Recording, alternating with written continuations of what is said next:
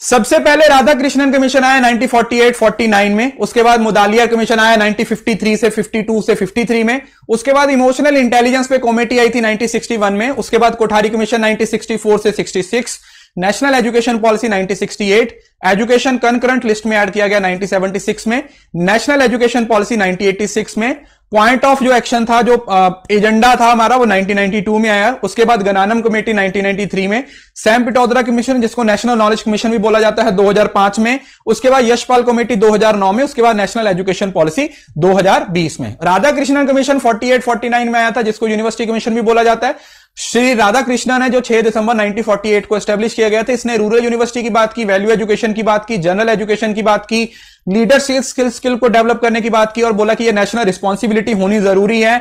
यहां पर setting up करने की बात की गई कि इसको यूनिवर्सिटी कमीशन यूजीसी को सेटअप करने की बात की गई और इस कमीशन को हम यूनिवर्सिटी कमीशन भी बोला जाता है कि उस टाइम पे हमारा जो सेकेंडरी एजुकेशन सिस्टम था वो बिल्कुल कोलैप्स हो गया था।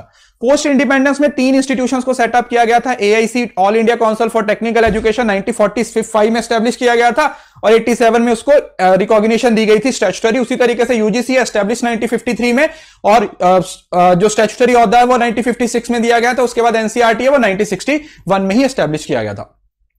उसके बाद मुदालियार कमीशन है जो एलएसएम मुदालियार जो वीसी थे उस टाइम पे मद्रास यूनिवर्सिटी के, जिन्होंने 23 सितंबर 1952 को ये बनाया था। इसको सेकेंडरी कमीशन भी बोला जाता है जिसमें मल्टीपर्पज स्कूल, वोकेशनल एजुकेशन की बात की, होम साइंस और एग्रीकल्चर की बात की, साथ में मेडिकल फैसिलिटीज की बात की।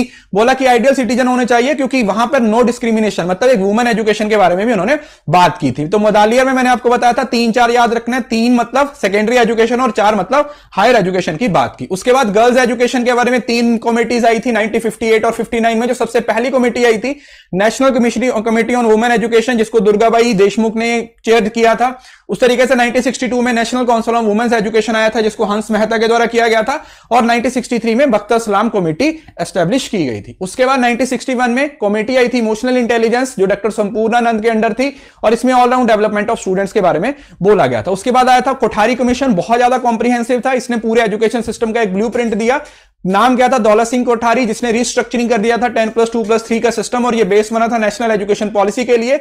इसने जो रिपोर्ट दी थी वो एंड रिपोर्ट थी जिसको एजुकेशन और नेशनल डेवलपमेंट भी बोला जाता है। इसने बोला था कि 6% है जीडीपी का एजुकेशन पे लगना चाहिए जो कि 2020 में जाके लगा। इसका पिन्स है वो 4 थीम्स थी, प्रोडक्टिविटी, इंटीग्रेशन, मॉडर्नाइजेशन और सोशल मॉरल डेवलपमेंट। 5 कंट्रीज के लोग इसमें ऐड हुए थे, इंग्लैंड, फ्रांस, अमेरिका, जापान और रशिया, जिसका निमोनिक्स था फर्जी। और 4 सेक्शंस थे इस रिपोर्ट के। जनरल प्रॉब्लम फर्स्ट सेक्शन था, सेकंड में डिफरेंट एजुकेशन लेवल्स की बात की गई थी, थर्ड में इंप्लीमेंटेशन की बात की गई थी और चौथे में सप्लीमेंट पेपर्स की बात की गई थी। उसके साथ इसने हमारी 3 कैटेगरीज दी थी। पहली थी इंटरनल ट्रांसफॉर्मेशन की बात हुई थी, दूसरा क्वालिटेटिव को इंपॉर्टेंस दी गई थी, उसके बाद एक्सपेंशन ऑफ अपॉर्चुनिटीज को बढ़ाने की बात की गई। उसके साथ एसयूपी का कंसेप्ट दिया था, that is socially useful productive work. Common school आया था ताकि जो पार्शियलिटी है उसको खत्म किया जा सके। नेबरहुड स्कूल की बात आई थी, 1 से 5 क्लास के बच्चों का 1 किलोमीटर में स्कूल होना चाहिए, 5 से 8 के बच्चों का 3 किलोमीटर में होना चाहिए और फ्री और कंपल्सरी एजुकेशन होनी चाहिए 6 से 14 साल के बच्चों में। और ये कौन सा आर्टिकल था? 45 किसका? Directive principle of state policy का। उसके साथ यहां पर आईईएस को एस्टेब्लिश किया गया था, that is Indian education service. उसके साथ साथ कोठारी कमीशन में 3 लैंग्वेज फॉर्मूला, मदर टंग को काफी ज्यादा प्रमोट किया गया था। बेस बनी थी नेशनल एजुकेशन पॉलिसी के लिए। दिव्यांग स्टूडेंट्स जो डिफरेंटली एबल स्टूडेंट होते हैं उनकी एजुकेशन को प्रमोट किया ताकि इक्वालिटी को लिया जा सके। न्यू यूनिवर्सिटीज को एस्टेब्लिश करने की बात की गई और साथ में वैल्यू एजुकेशन को भी प्रमोट किया गया। चलिए शुरू करते हैं, लेट्स स्टार्ट। कोठारी कमीशन के बाद नेशनल एजुकेशन पॉलिसी आई 1968 की, जो फर्स्ट एजुकेशन पॉलिसी थी जिसमें नेशनल प्रोग्रेस की बात की गई थी, सेंस ऑफ कॉमन सिटीजनशिप की बात की गई थी, वैल्यू एजुकेशन को प्रमोट करने के बारे में बोला था। ये एक बहुत ही हिस्टोरिकल स्टेप था क्योंकि ये काफी कॉम्प्रिहेंसिव थी। उस टाइम पे हमारे प्राइम मिनिस्टर श्रीमती इंदिरा गांधी थे और ये बेस थी किसके लिए? Kothari commission national education policy के लिए बेस बना था। और इसमें एक और चीज पे पॉइंट दिया था कि भाई क्लोज रिलेशन होना चाहिए किसमें? एजुकेशन और लाइफ ऑफ पीपल में। कल्टीवेशन ऑफ मॉरल वैल्यूज की बात की गई थी और यहां पर साइंस और टेक्नोलॉजी है उसकी जरूरत महसूस होना शुरू हो गया था।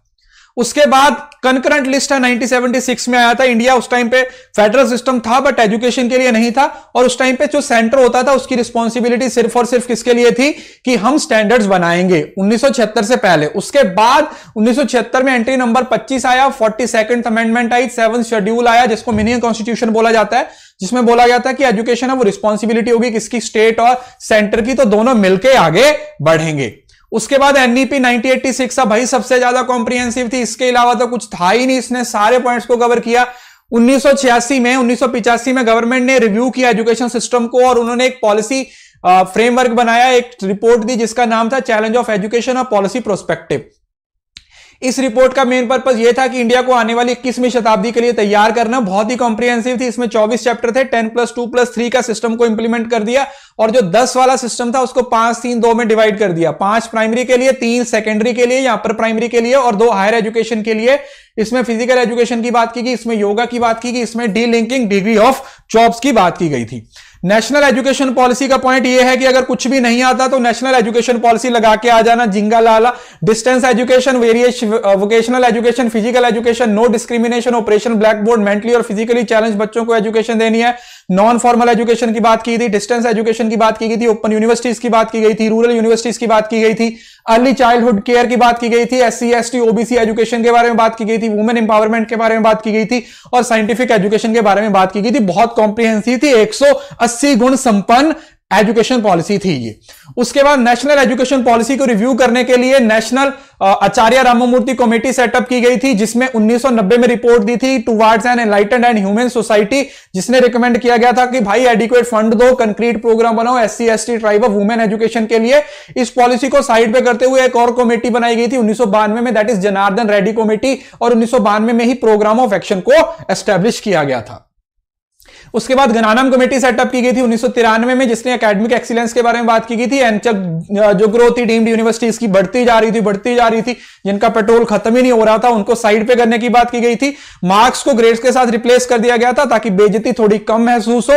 1998 में उस टाइम पे हमारे जो प्राइम मिनिस्टर थे श्री अटल बिहारी वाजपेयी जी थी, उन्होंने विद्या वाहिनी नेटवर्क को सेटअप किया गया, जिसके द्वारा उन्होंने बोला कि भाई यूनिवर्सिटीज को UGC और CSIR को आपस में लिंक कर दिया जाए। उसके बाद सैम पिटोद्रा कमेटी आई थी 2005 में, जिसको नेशनल नॉलेज कमीशन के नाम से भी दिया जाता है। उसने बोला था कि फॉरेन यूनिवर्सिटीज हैं उनको बुलाओ, हम बहुत बहुत बहुत वेट कर रहे हैं, प्लीज आ जाइए ना। रिड्यूस कर दिया जाए वर्डन एफिलिएटेड यूनिवर्सिटीज का। 2015 में इन्होंने बोला था कि इंडिया में 1500 यूनिवर्सिटी होनी चाहिए, जो ख्वाब था और ख्वाब ही रह गया। उसके बाद यशपाल कमेटी बनाई गई थी, 1993 में आई थी, और एक 2009 में आई थी। जो 1993 वाली यूनिवर्सिटी थी वो स्कूल एजुकेशन के लिए था, तो उसका जो मेन पर्पस था वो लर्निंग विदाउट वर्डन के बारे में बोला गया था। 2009 में जो यशपाल कमेटी थी वो हायर एजुकेशन के बारे में बात की गई थी, जिसने 2 टियर सिस्टम के बारे में बोला कि एक सुपर रेगुलेटरी बॉडी होनी चाहिए, जो CHER की मतलब कमीशन फॉर हायर एजुकेशन और रिसर्च है, कि मतलब सबको मिला दो और एक मिक्स से ऑर्गेनाइजेशन बना दो। इन्होंने बोला था कि जो हर यूनिवर्सिटी है उसमें रिसर्च कंपलसरी होनी चाहिए। डीम्ड यूनिवर्सिटी तो उन्होंने बोला कि या तो होगी या नहीं होगी, ठीक है, ये होगी या नहीं होगी, या तो 100% यूनिवर्सिटी बना दो या उनको स्क्रैप बना दो। एक रेगुलेटरी बॉडी बना दो, नो डिस्क्रिमिनेशन होनी चाहिए फंडिंग में, स्कॉलरशिप दो बच्चों को ताकि अफोर्डेबल हो जाए एजुकेशन, सेट एंट्रेंस एग्जाम वगैरह के बारे में इन्होंने बात की। उसके बाद शर्मा जी की कमेटी आ गई, प्रोफेसर MM शर्मा थे, जिन्होंने एक्सपेंशन ऑफ टेक्निकल एजुकेशन को बोला था, और इन्होंने IISER की बात की थी, Indian institute of science technology education and research के बारे में बात की गई थी। इन्होंने बोला कि हर साल यूनिवर्सिटी UGC 500 करोड़ लगा दो, जैसे बड़ा आसानी से बनता है 500 करोड़, हमें तो जीरो भी नहीं पता। अनिल ककोदर कमेटी सेटअप की गई थी, जो टेक्निकल एजुकेशन के बारे में थी। इन्होंने तो कुछ ज्यादा बोला नहीं, इन्होंने बोला अगर तुम्हारा बजट 100 रुपए का है तो उसमें से 2 रुपए रिसर्च पे लगा दो। अच्छा, 2 रुपए लगाने मतलब 2% की बात की गई थी। और KV पवार कमेटी थी, जो पब्लिक प्राइवेट पार्टनरशिप के बारे में बात कर रही थी। दैट्स